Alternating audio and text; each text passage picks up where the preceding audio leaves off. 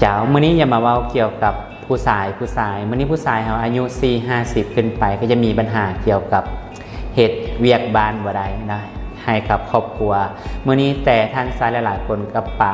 ปล่อยละเลยไปเพราะว่าสิ่งนี้มันเป็นสิ่งที่สำคัญนะเพราะว่ามื้อนี้ถ้าผู้ชายเขาถ้าอายุ50ขึ้นไปถ้าเวียกบ้านบ่ได้นะมันบอกว่าอย่างน้อยนี่ผู้ชายอายุ50-60ขึ้นไป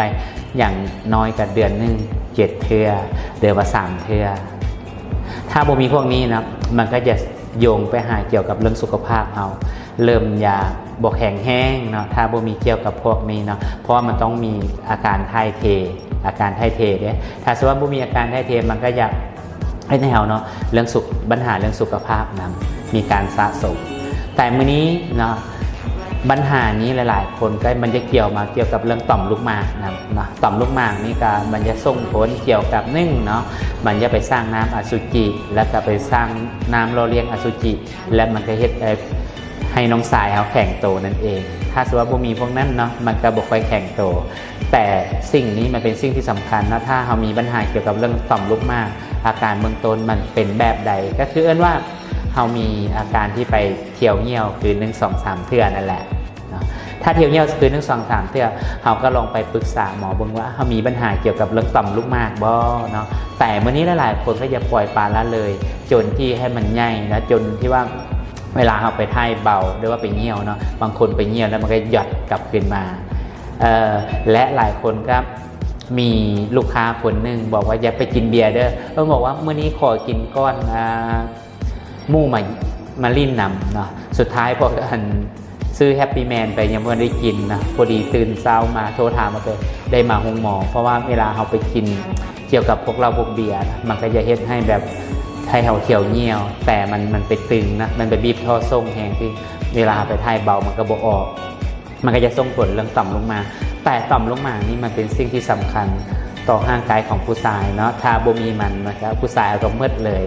ถ้าผู้ใดเป็นอยู่ก็ลองให้ไปปรึกษาได้ว่าทนุถนอมมันได้เนาะถ้าท่านใดที่เป็นหนักไปบางทีมันก็อาจจะได้ไปคูดเนาะถ้ามันหนักก็นั่นก็ได้ไปผ่าตัดแต่ว่าการไปผ่าตัดนี่ก็ต้องไปคิดหนักหน่อยนึงเนาะการผ่าตัดแล้วมันก็นกเขามันก็จะบ่มาละเรื่องของผู้ชายแต่มื้อนี้เรามีผลิตภัณฑ์เนาะคือแฮปปี้แมนนะแฮปปี้แมนนี่ก็จะไปช่วยเกี่ยวกับไปกินเนาะไปกินไปแล้วมันจะไปเฮ็ดให้ท่านใดที่มีปัญหาเกี่ยวกับต่อมลูกหมากใหญ่โยนะอย่าเที่ยวเหี่ยวย่างนะลองไปกินลองเบิ่งแต่แฮปปี้แมนมันจะบ่ได้ช่วยพวกนั้นเรื่องเดียวนึงมามันก็จะไปช่วยเกี่ยวกับให้เลือดนะให้เลือดมันแล่นเพราะมื้อนี้หลายๆคนก็มีปัญหาเกี่ยวกับความดันหรือว่าเบาหวานอยู่สิแต่แฮปปี้แมนกินแล้วมันจะไปเฮ็ดให้